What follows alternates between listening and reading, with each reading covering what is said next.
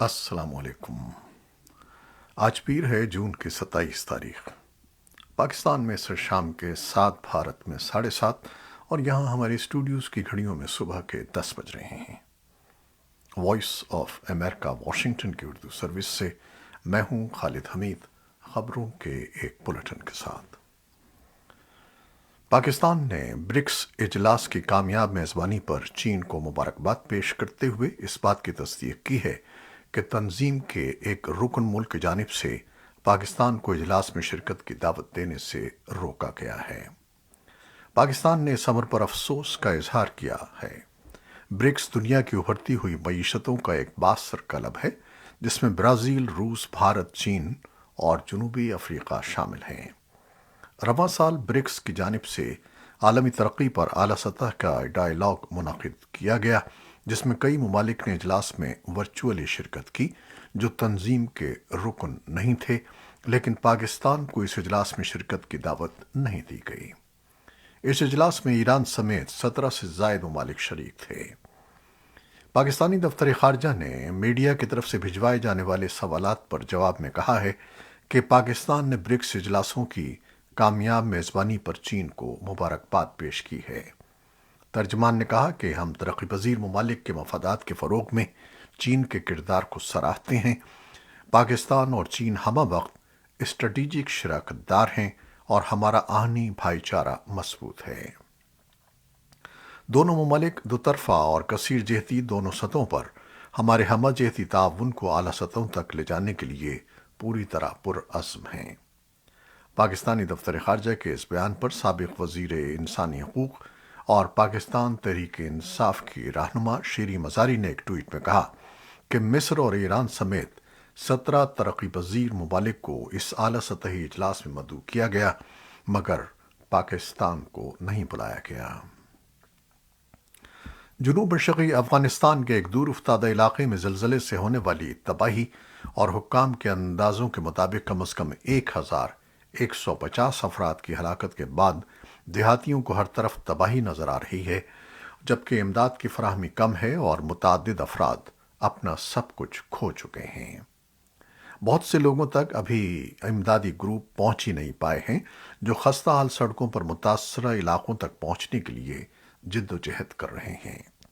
خدشہ ہے کہ پکتیکا اور خوست کے غریب صوبوں کو مدد پہنچنے میں تاخیر ہوگی۔ یہ علاقے پاکستان کے ساتھ سرحد سے متصل ہیں۔ اپنی مجبوریوں سے آگاہ نقدی کی کمی کا شکار طالبان نے غیر ملکی مدد کا مطالبہ کیا ہے۔ چین بھی ان ملکوں میں شامل ہے جنہوں نے تقریباً $7.5 ملین کی امداد کا وعدہ کیا ہے، لیکن ملک کو متاثر کرنے والی اس تازہ ترین آفت کے بعد امدادی کوششیں ناکافی ہیں۔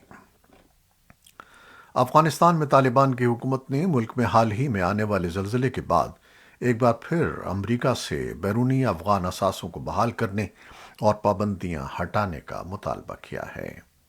طالبان حکومت کے وزیر خارجہ امیر خان متقی کا ہفتے کو ایک بیان میں کہنا تھا کہ وہ ان مشکل حالات میں امریکہ سے مطالبہ کرتے ہیں کہ وہ افغانستان کے منجمد شدہ اثاثوں کو بحال کرے اور افغان بینکوں پر عائد پابندیاں ہٹائے تاکہ امدادی تنظیمیں بآسانی تعاون فراہم کر سکیں۔ افغان ہلال احمر سوسائٹی کا کہنا ہے کہ زلزلے سے متاثرہ اضلاع میں کافی ہنگامی امداد پہنچ چکی ہے اور زلزلے سے تباہ ہونے والے گھروں کی تعمیر نو اور نقد رقم کی بڑی ضرورت ہے۔ افغان ہلال احمر سوسائٹی کے نائب سربراہ ملا نور الدین ترابی نے کابل میں ایک نیوز کانفرنس کو بتایا کہ ہلال احمر سوسائٹی نے زلزلہ متاثرین کی مزید ضرورت کے لیے ایک سروے کرنے کا منصوبہ بنایا ہے۔ انہوں نے کہا کہ اس وقت ہلال احمر سوسائٹی کی 52 ٹیمیں زلزلے سے متاثرہ اضلاع میں امداد کی تقسیم کا کام کر رہی ہیں۔ انہوں نے تمام ڈونرز پر زور دیا کہ وہ افغان ریڈ کریسنٹ سوسائٹی کے عملے کی موجودگی میں امداد تقسیم کریں۔ سیٹلائٹ کی تصویروں سے پتہ چلتا ہے کہ کم از کم 2000 گھروں کو نقصان پہنچا ہے اور دسیوں ہزار مکانات کے گرنے کا خطرہ ہے۔ اقوام متحدہ کے سیکریٹری جنرل کے نائب خصوصی نمائندے اور افغانستان کے لیے انسانی ہمدردی کے رابطہ کار ڈاکٹر رمیز الاکبروف نے صوبے پکتیکا کے ضلع گیان میں میر صاحب اور خاندین کے لیے ایک روزہ مشن کا اختتام کیا جو بدھ کی تباہی کے بعد سب سے زیادہ متاثرہ علاقوں میں سے ایک ہے۔ ایمنسٹی انٹرنیشنل نے بلخاب ضلع کی صورتحال پر شدید تشویش کا اظہار کرتے ہوئے کہا ہے کہ اسے سارے صوبے پولی کے بلخاب میں فوری سزا پر پھانسیوں اور شہریوں کو نقصان پہنچانے کی رپورٹس پر سخت تشویش ہے۔ اس کا کہنا ہے کہ تنازع کے فریق جنگی قوانین کی مکمل پابندی کریں اور شہریوں اور شہری اشیاء کو نقصان پہنچانے سے گریز کریں۔ ساتھ ہی اقوام متحدہ کے خصوصی نمائندے رچرڈ بینٹ نے بھی ایک ٹویٹ میں بلخاب ضلع کی صورتحال پر تشویش کا اظہار کیا ہے۔ ان کا کہنا ہے کہ ضلع بلخاب میں ماورائے عدالت قتل، شہری نقل مکانی، املاک کی تباہی اور انسانی حقوق کی دیگر خلاف ورزیوں کی اطلاعات پریشان کن ہیں۔ باقر خبر رساں ایجنسی نے اطلاع دی ہے کہ صوبے ارزگان کے صدر مقام ترین کوٹ اور صوبے میدان وردک کے ضلع سید آباد کے گاؤں شانزیلہ لورا میں بارودی سرنگ کے دھماکوں میں ایک بچہ جاں بحق اور 4 افراد زخمی ہو گئے۔ اس کے علاوہ صوبے میدان وردک کے ضلع سید آباد میں کل ایک مارٹر گولہ پھٹنے سے ایک بچہ ہلاک اور دوسرا زخمی ہو گیا۔ خیبر پختونخوا کے افغانستان سے ملحقہ قبائلی ضلع شمالی وزیرستان میں سیکیورٹی فورسز کے عسکریت پسندوں کے ساتھ جھڑپیں اور کارروائیاں ایک ایسے وقت میں تیز ہو رہی ہیں جب سرحد پار افغانستان میں روپوش کالعدم شدت پسند تنظیم تحریک طالبان پاکستان کے ساتھ مصالحت کے لیے جاری مذاکرات ایک فیصلہ کن موڑ میں داخل ہو چکے ہیں اور طالبان نے غیر معینہ مدت تک جنگ بندی کا اعلان کر رکھا ہے۔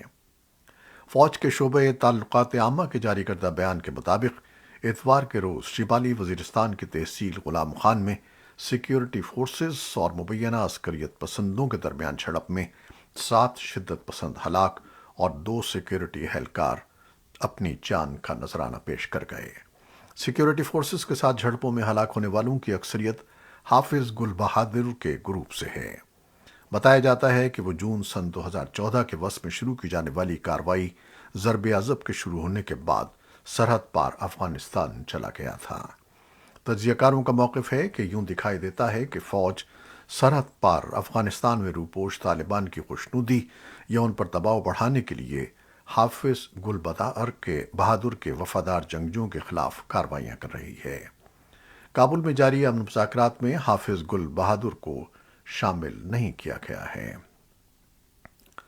سندھ میں بلدیاتی انتخابات کا پہلا مرحلہ مکمل طور پر پیپلز پارٹی کے نام رہا، جس نے صوبے کے 14 اضلاع میں ہونے والے بلدیاتی انتخابات میں بھاری اکثریت سے کامیابی حاصل کر لی ہے، جبکہ گرینڈ ڈیموکریٹک الائنس اور آزاد امیدوار بالترتیب دوسرے اور تیسرے نمبر پر رہے۔ پی ٹی آئی، جمعیت علماء اسلام اور جماعت اسلامی چند نشستیں حاصل کرنے میں کامیاب رہی۔ دوسری جانب ایم کیو ایم، گرینڈ ڈیموکریٹک الائنس اور دیگر جماعتوں کی جانب سے حکمراں جماعت پر دھاندلی اور ریاستی مشینری کے استعمال کے الزامات عائد کیے گئے ہیں۔ ان جماعتوں کا کہنا ہے کہ الیکشن کمیشن صاف اور شفاف انتخابات کرانے میں ناکام رہا ہے۔ خیبر پختونخوا کے 25 اضلاع سمیت ملک بھر میں انسداد پولیو کی 5 روزہ انسداد پولیو مہم سوموار سے ایک ایسے وقت میں شروع ہو رہی ہے جب 1 سال کے وقفے کے بعد رواں سال اب تک پولیو سے متاثرہ 11 مریضوں کی نشاندہی ہوئی ہے۔ تمام 11 افراد کا تعلق افغانستان سے ملحقہ قبائلی ضلع شمالی وزیرستان سے ہے اور اس 5 روزہ مہم میں شمالی وزیرستان اور ملحقہ 3 دیگر اضلاع میں 5 سال سے کم عمر کے بچوں کو پولیو سے بچاؤ کے قطرے پلانے پر خصوصی توجہ دی جا رہی ہے۔ وفاقی وزیر صحت عبدالقادر پٹیل نے پولیو وائرس کی موجودگی کی بڑی وجہ بعض علاقوں میں والدین کے بچوں کو پولیو سے بچاؤ کے قطرے نہ پلانا بتایا گیا ہے۔ پختونخوا کے انسداد پولیو کے ہنگامی مرکز کے ترجمان کا کہنا ہے کہ اس 5 روزہ مہم میں 25 لاکھ سے زائد بچوں کو پولیو قطرے پلائے جائیں گے، جس میں انکاری والدین کے بچے سر فہرست ہیں۔ بھارت کے زیر انتظام کشمیر کے سربراہ انتظامیہ لیفٹیننٹ گورنر منوج سنہا نے اس بات کی تصدیق کی ہے کہ 20 بڑی معیشتوں کے گروپ G20 کا اگلا سربراہی اجلاس جموں و کشمیر میں منعقد ہوگا اور اس تاریخی واقعے کے لیے انتظامات کا جائزہ لینے کے لیے ایک اعلیٰ سطحی کمیٹی تشکیل دی گئی ہے۔ اس سے پہلے بھارت کے زیر انتظام کشمیر کے principal secretary general administration department Manoj Kumar Dwivedi نے ایک باضابطہ حکم نامہ جاری کیا ہے کہ ایک 5 رکنی اعلیٰ سطحی کمیٹی تشکیل دی گئی ہے۔ بھارت 1 دسمبر سن 2022 کو G20 کی صدارت سنبھالے گا اور 2023 میں پہلی بار G20 کے سربراہی اجلاس کی میزبانی انجام دے گا۔ سیاسی تجزیہ کاروں کا کہنا ہے کہ اگر G20 2023 سربراہی اجلاس جموں کشمیر میں منعقد کیا جاتا ہے تو یہ بھارت کی سفارتی محاذ پر ایک بہت بڑی کامیابی ہوگی۔ ان اطلاعات پر کہ بھارت G20 2023 سربراہی اجلاس کی میزبانی کے دوران چند میٹنگز اور تقریبات اپنے زیر انتظام کشمیر منعقد کر سکتا ہے، پاکستان کی وزارت خارجہ کے ترجمان نے کہا کہ ان کا ملک اس طرح کی کسی بھی کوشش کو یکسر مسترد کرتا ہے۔ ترجمان نے کہا کہ یہ بات سب کو اچھی طرح معلوم ہے کہ جموں و کشمیر پاکستان اور بھارت کے مابین بین الاقوامی سطح پر تسلیم شدہ متنازع علاقہ ہے۔ ترجمان نے مزید کہا کہ بھارت کے زیر انتظام کشمیر میں G20 سے متعلق کوئی بھی اجلاس یا تقریب منعقد کرنا اس کے بین الاقوامی سطح پر متنازع علاقے تسلیم کرنے کے منافی ہوگا اور یہ ایک ایسی دھوکہ دہی ہے جسے عالمی برادری کسی بھی صورت میں قبول نہیں کرے گی۔ سری لنکا کے روزنامے ڈیلی مرر کی پیر کی ایک رپورٹ کے مطابق ملک میں ایندھن ختم ہو گیا ہے۔ اخبار نے سیلون پیٹرولیم کارپوریشن ٹریڈ یونین کے گمنام ذرائع کا حوالہ دیتے ہوئے رپورٹ کیا ہے کہ ملک میں 1100 ٹن پیٹرول اور 7500 ٹن ڈیزل ایک دن بھی نہیں چلے گا۔ رائٹرز نے اتوار کے روز ایک اعلیٰ سرکاری اہلکار کے حوالے سے اطلاع دی ہے کہ 22 ملین آبادی والے ملک میں آنے والے دنوں میں ضروری خدمات کو جاری رکھنے کے لیے صرف 15,000 ٹن پیٹرول اور ڈیزل رہ گیا ہے۔ امریکہ نے پیر کو نئی پابندیوں کا اعلان کیا ہے جو وہ اور G7 کے دیگر ممالک یوکرین میں جنگ کے جواب میں روس کے خلاف نافذ کر رہے ہیں۔ ان پابندیوں میں روس کے صنعتی اور ٹیکنالوجی کے شعبوں کو درکار مواد اور خدمات کو منقطع کرنے کے اقدامات شامل ہیں۔ وائٹ ہاؤس نے کہا ہے کہ امریکہ یوکرین کی قلیل مدتی بجٹ کی ضروریات کو پورا کرنے میں مدد کرنے کے لیے G7 کی کوششوں کے حصے کے طور پر $7.5 بلین کا وعدہ کرے گا اور یہ کہ حکومتیں یوکرین کو مالی امداد فراہم کرنے کے لیے ایک بے مثال طویل مدتی سلامتی کا عہد کر رہی ہیں اور جب تک درکار ہوا یوکرین کی انسانی، فوجی اور سفارتی مدد کی جائے گی۔ روسی فوجیوں نے پیر کے روز مشرقی شہر لائچانسک میں گولہ باری کی ہے جو ہمسایہ صوبے سیورودونیٹسک کے کنٹرول پر قبضہ کرنے کے بعد لوہانسک صوبے میں یوکرین کی آخری باقی ماندہ مضبوط گڑھ پر قبضہ کرنے کی کوشش ہے۔ لوہانسک کے گورنر سرہائی ہائیڈی نے کہا کہ لائچانسک کو ہونے والا نقصان تباہ کن ہے۔ ہیڈائی نے باقی شہریوں پر زور دیا کہ وہ اس شہر کو خالی کر دیں جو فروری کے آخر میں روس کے حملے سے پہلے 1,00,000 افراد پر مشتمل آبادی کا شہر تھا۔ روسی افواج نے اتوار کے روز یوکرین کے 2 بڑے شہروں کیف اور خارکیف پر نئے میزائل حملے کیے ہیں۔ کیف کے میئر ویٹالی کلیٹسکو نے کہا کہ شہر میں کم از کم 2 اپارٹمنٹ عمارتوں کو نشانہ بنایا گیا جس سے کم از کم 1 شخص ہلاک اور 4 دیگر زخمی ہو گئے۔ روس نے کروز میزائلوں کے استعمال کو تیز کر دیا ہے اور شمال مغربی یوکرین نے اہداف کو نشانہ بنایا ہے۔ کئی شہروں میں فضائی حملے کے سائرن سنے گئے۔ امریکہ کے صدر جو بائیڈن نے کیف پر روسی حملے کے بارے میں کہا کہ یہ ان کی بربریت کا مزید مظاہرہ ہے۔ روس اتوار کو 1 صدی میں پہلی بار بین الاقوامی قرضوں کی ادائیگی میں نادہندہ ہونے کے قریب پہنچ گیا ہے۔ 2 بانڈز پر کل $100 ملین سود کی ادائیگی اصل میں 27 مئی کو واجب الادا تھی لیکن اس میں 30 دن کی رعایت مدت تھی۔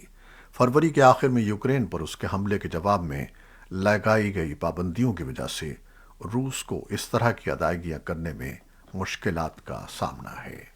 یہ تھیں وہ خبریں جو فیس بک لائیو پر ہم نے آپ کے لیے پیش کی۔ ہماری ویب سائٹ، یوٹیوب اور پوڈ کاسٹ پر یہ بلیٹن آپ کے لیے پوسٹ کر دیا جاتا ہے۔ آپ ہمارے بلیٹن کو شیئر کرتے ہیں اور اپنے کمنٹس میں اپنی محبتوں اور دعاؤں کا اظہار کرتے ہیں، جس کے لیے ہم آپ کے بے حد ممنون ہیں۔